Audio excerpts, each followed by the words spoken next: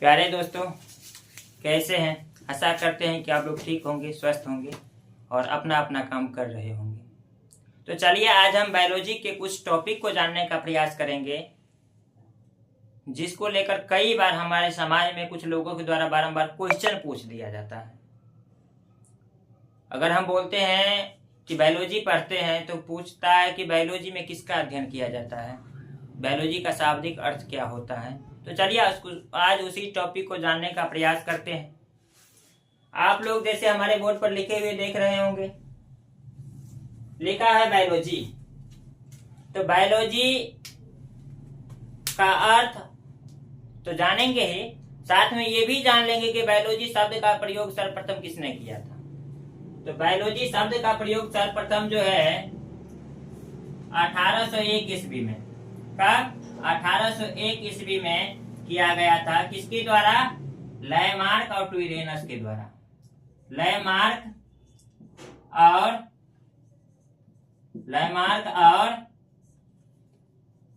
ट्यूरेनस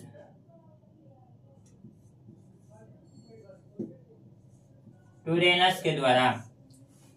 Lamarck और ट्यूरेनस ने सर्वप्रथम 1801 ईस्वी में बायोलॉजी शब्द का प्रयोग किया था। ध्यान रखिएगा, सर्वप्रथम बायोलॉजी शब्द का प्रयोग किया था। ये कई बार हमसे क्वेश्चन पूछ दिया जाता है, तो जब याद नहीं रहेगा तो जवाब कैसे देंगे।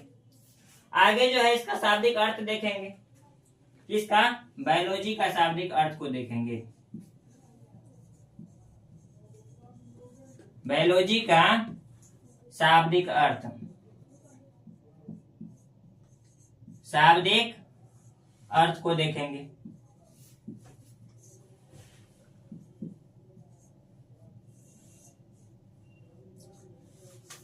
बायोलॉजी जो है ग्रीक भाषा के दो शब्दों के संयोजन से बना है। बायोलॉजी ग्रीक भाषा के दो शब्दों के संयोजन से बना है। पहला शब्द है बायोस, दूसरा शब्द है लोगस। ये दोनों के दोनों शब्द जो है किस भाषा से लिया गया है? ग्रीक भाषा से लिया गया है। ग्रीक भाषा से लिया गया है। ग्रीक भाषा से लिया गया है।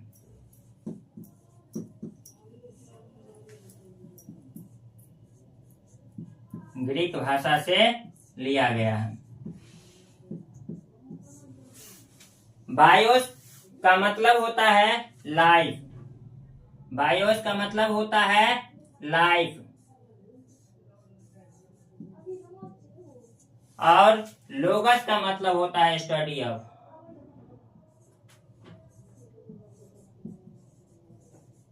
Study of. और लाइफ का हिंदी मतलब होता है जीवन। लाइफ का हिंदी मतलब होता है जीवन।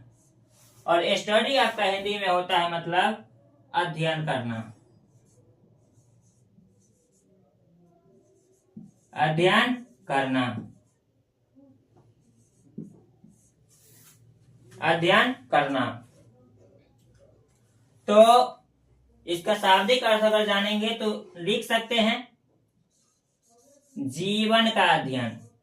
जीवन का अध्ययन। जीवन का अध्ययन क्या कहलाता है? जीव विज्ञान कहलाता है, यानी कि बायोलॉजी कहलाता है। अगर बायोलॉजी का परिभाषा अगर हमसे पूछा जाए तो हम लोग कह सकते हैं, बायोलॉजी का अगर परिभाषा पूछा जाए तो कह सकते हैं जीवन का अध्ययन जीव विज्ञान यानी कि बायोलॉजी कहलाता है।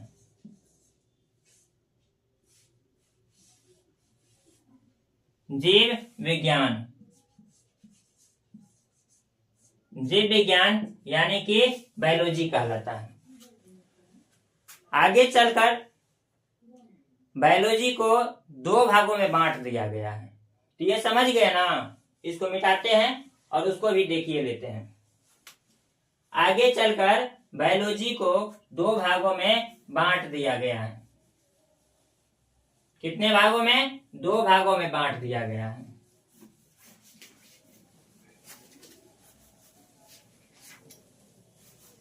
बायोलॉजी को आगे चलकर दो भागों में बांटा गया है।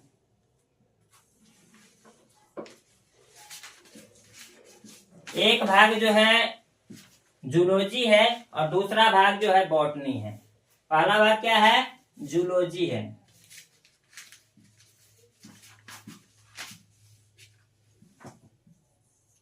दूसरा भाग क्या है? बॉटनी।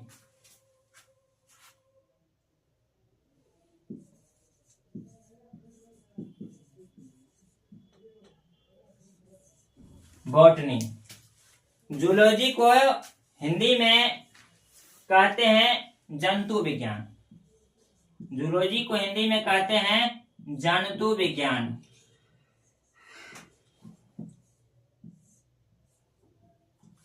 और बॉटनी को हिंदी में कहते हैं वनस्पति विज्ञान। क्या कहते हैं? वनस्पति विज्ञान।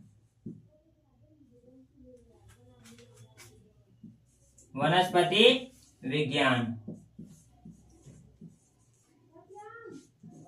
जूलॉजी को हिंदी में कहते हैं जंतु विज्ञान और बॉटनी को हिंदी में कहते हैं वनस्पति विज्ञान।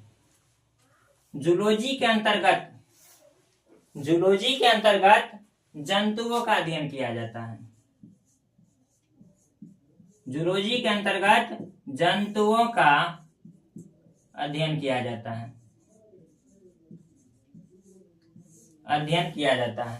और बॉटनी के अंतर्गत वनस्पतियों का अध्ययन किया जाता है। वनस्पतियों का अध्ययन किया जाता है। अब ये तो जान लिए कि बायोलॉजी को दो भागों में बांटा भी गया है। पहला भाग है जूलॉजी, दूसरा भाग है बॉटनी। जूलॉजी को हिंदी में कहते हैं जंतु विज्ञान और बॉटनी को हिंदी में कहते हैं वनस्पति विज्ञान। जूलॉजी के अंतर्गत जंतुओं का अध्ययन होता है और बॉटनी के अंतर्गत वनस्पतियों का अध्ययन होता है। अब इसमें कुछ और भी जानेंगे। तो बायोलॉजी को जो फादर हैं यानी कि जनक, बायोलॉजी के जनक अरस्तु को कहा जाता है। बायोलॉजी के जनक अरस्तु को कहा जाता है। किसको? अरस्तु को। और जूलॉजी के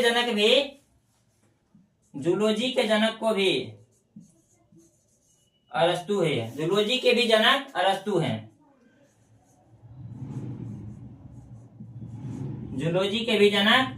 हैं। लेकिन वनस्पति के जो जनक है यानी वनस्पति विज्ञान के जो जनक हैं वो कौन है? थियोफ्रेस्टस। कौन है? थियोफ्रेस्टस।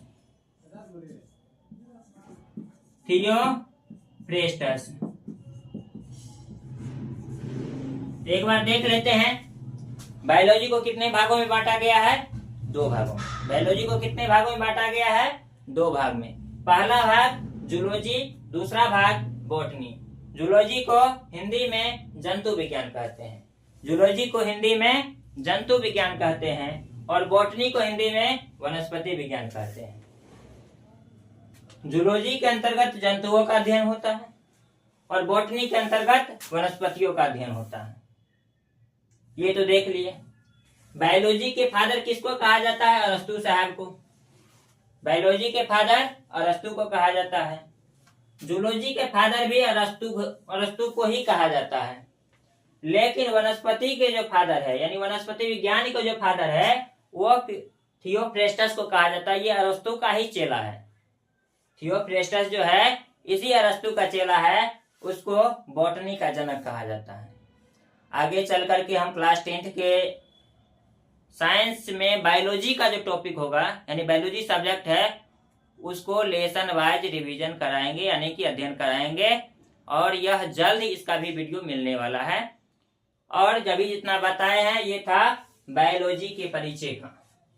ये है बायोलॉजी के परिचय।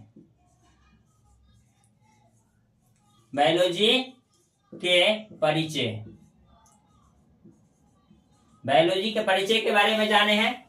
और आगे चल करके क्लास 10th के बायोलॉजी और क्लास 9th के भी बायोलॉजी का सारा का सारा सिलेबस हमारे इस चैनल जिसका नाम है नवज्योति कैंपस, जिसके डायरेक्टर मैं हूँ, मेरा नाम SK मनीष सर, आपको टोटल कंप्लीट कराएगा, ये हम आपसे वादा करते हैं।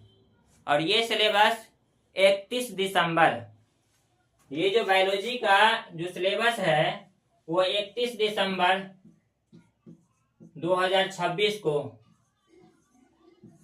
टोटल का टोटल एक्सरसाइज कंप्लीट कराएंगे, ये हम आपसे वादा करते हैं। ये एक शिक्षक का वादा है और कभी खाली नहीं जाएगा। ध्यान रखिएगा। आपको जो भी दिक्कत हो आप कमेंट बॉक्स में कमेंट कर सकते हैं। इसमें भी कहीं सुझाव की दिक्कत हो तो आप सुझाव भी दे सकते हैं, उसके लिए आपके लिए कमेंट बॉक्स खुला हुआ है। मिलते हैं फिर अगली वीडियो में, तब तक जय हिंद जय भारत।